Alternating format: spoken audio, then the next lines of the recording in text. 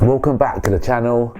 Thanks for rocking with me this year. This is my roundup of my favourite trainers that were released this year, 2024. As I've said on many of my videos, this for me was definitely the best year in terms of being able to pick up pairs, and some of the pairs that were released I think were really well done, and I've really enjoyed it this year. Enjoyed it a bit too much as I picked up a good 17 pairs. I felt that with this year I was picking up pairs that I knew wouldn't come around again, or this was a bit of a once in a lifetime opportunity to get some of these pairs, and that's how I rationalised it to myself. And I'm generally happy with what I've got. It's crazy to me how the market has dipped and changed, and how pairs that probably I would have offloaded easily once I decided I didn't want them have been more difficult. So next year going forward, I definitely have got to be more strategic, maybe thoughtful about the way I pick up pairs. But I've really enjoyed this year, and I've really enjoyed being able to buy some of these trainers, because these are some of the pairs that I've wanted for a long time. So without further ado, no long ting, let's get straight into this. I'm going to start with some of my honourable mentions, some of the pairs that I'm not 100% sure if I will keep, some of the pairs that maybe as the year's gone through I've kind of changed my mind a little bit. So let's talk about some of those pairs in no particular order. So first up, this is the Grey Gully Cortez Air Trainer Huarache. This pair was only recently released. I really like them. I think they are super nice. I like the storytelling behind them. I like the fact that it's kind of a London trainer. I like a lot about this pair. This colourway in hand of these materials didn't quite make my top 10, and part of the reason is that I've got a bone pair that are on there, the other colourway that I prefer. This is an honourable mention, definitely a nice trainer. Any other year probably would have been in my top 10. Lovely camo, lovely grey colour, lovely story, but not quite there. Next up, another pair that I've worn quite a lot this year, and I do really like actually, but there's a pair that kind of picked these for the top 10 spot. This is a Gazelle Indoor size exclusive, 100% velour, Adidas Gazelle Indoor. I've bought 3 pairs of Gazelle Indoors this year. I've worn 2 of those pairs all over the summer, and I definitely like it as a simple, straightforward trainer in the kind of way I used to buy Vans. I bought pairs of these. This pair will be with me for a long time. I love the velour, I love the materials, love the colourway, the pink and the blue and the green. So much done right with this, but not quite in my top 10. Another pair, any other year. Wow, look at these. It's crazy actually, it's actually crazy, because I wanted this pair for so long. I wanted the military since 2012. I didn't scoop them up then.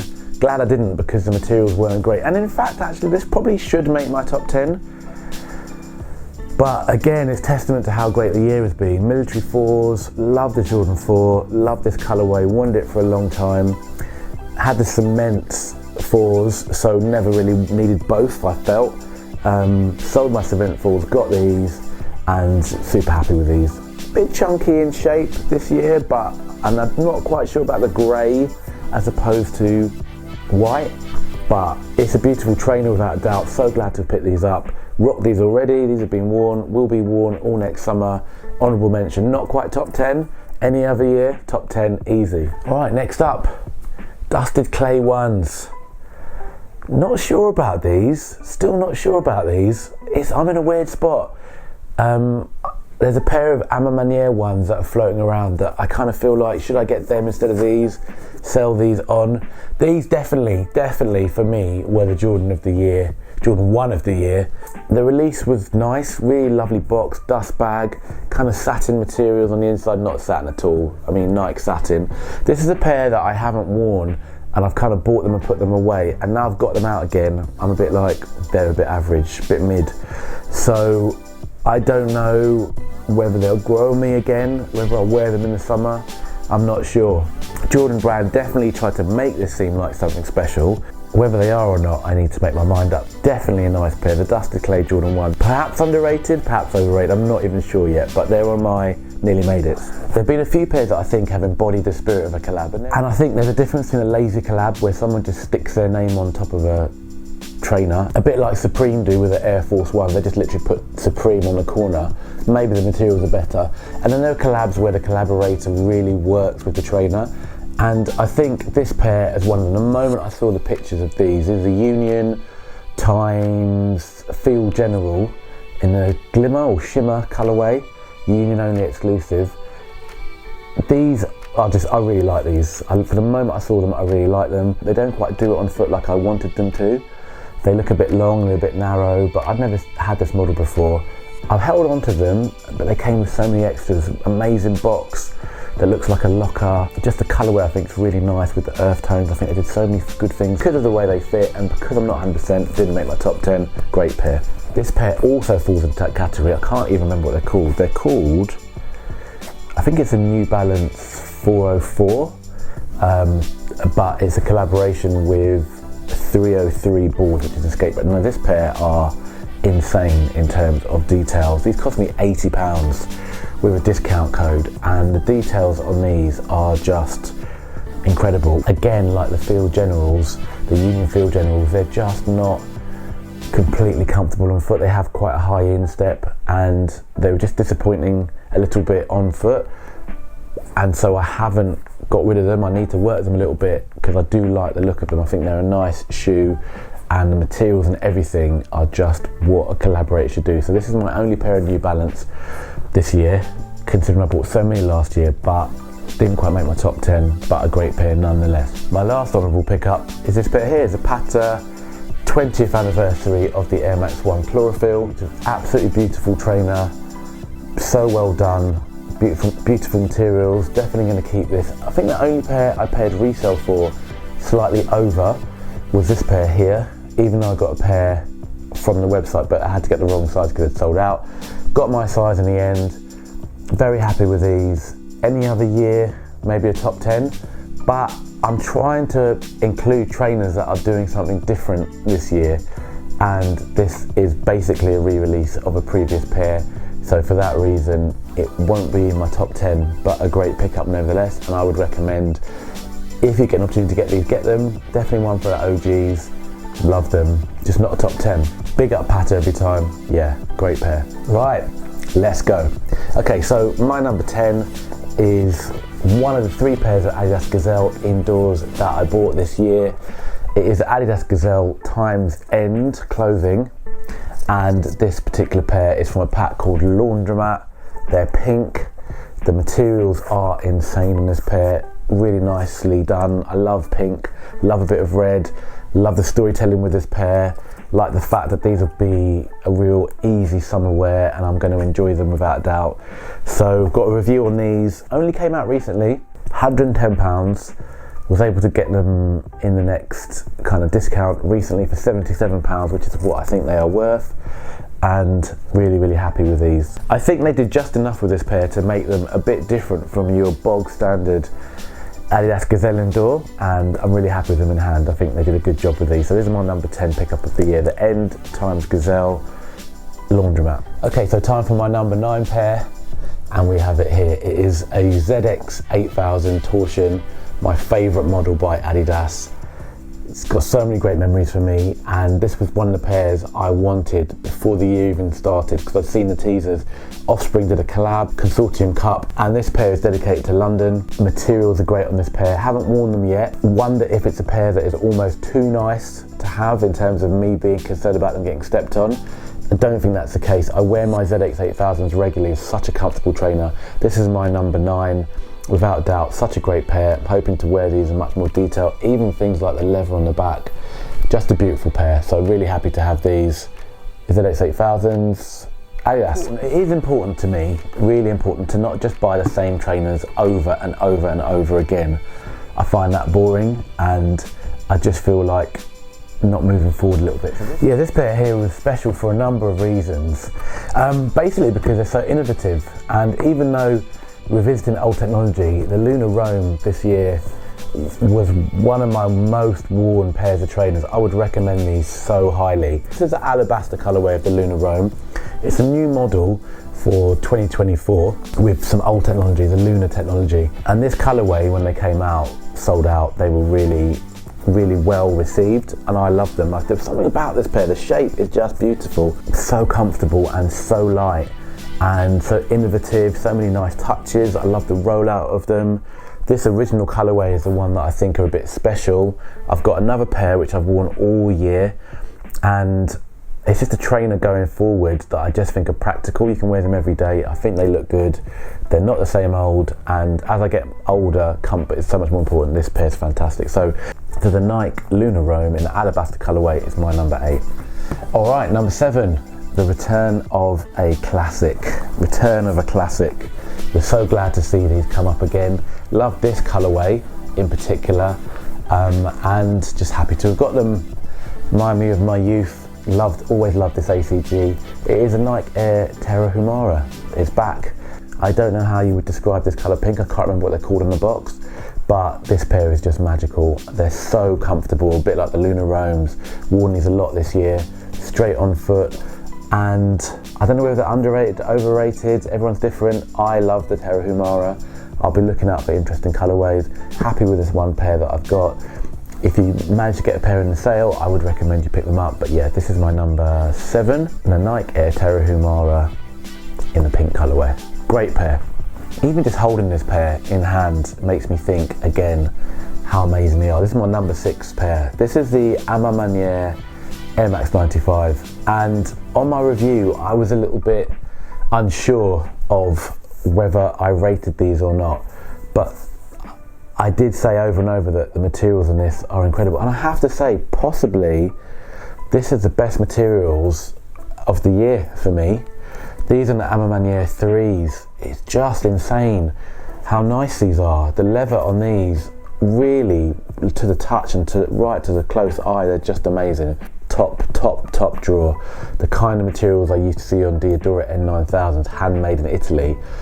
I could be overdoing it, but to the touch these feel absolutely amazing. So I haven't worn these yet. I was considering getting a stash pair over these because I prefer the blues, and for both pairs I didn't like the way they did the eyelets here, but I do like this pair. I think they've grown on me. I was fortunate, I think, to get them in the first wave, and I think A Ma Manière did a really good job with these. I had the A Ma Manière 4s. These haven't made I still have them, but they weren't in my top 10 at all. They weren't even in my honourable mentions because those materials are just too much. But these, for 175, I think are great. So I'm really happy to have picked these up.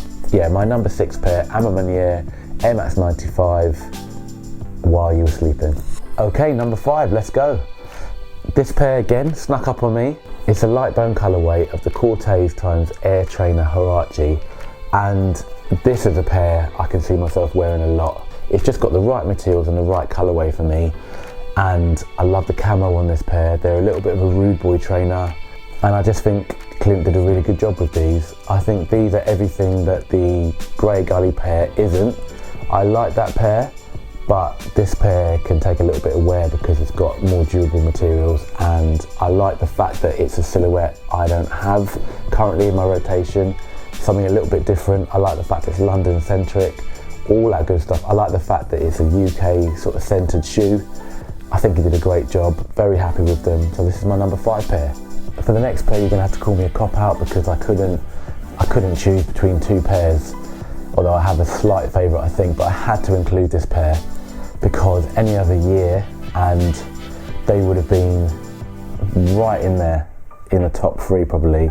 The re-release of the FCPX 4s, a very special trainer to me in terms of it was right about when I was starting to get back into trainer collecting because I never was a collector growing up, I just had pairs, and this was a pair I missed out on. They were hard to get. I had the Fear 5s, I sold them, and always been looking out for a pair of these, but they re-released them and I'm so glad they did. And I know there is a little bit of snobbery about re-releasing classics, but if people want them and people need them, and why hold them, why gatekeep? Even my favourite pairs need to be re-released. It's just the way it is. Let everyone who wants them have them, and this is one of those pairs. I think they are one of the nicest Jordan 4 colourways ever.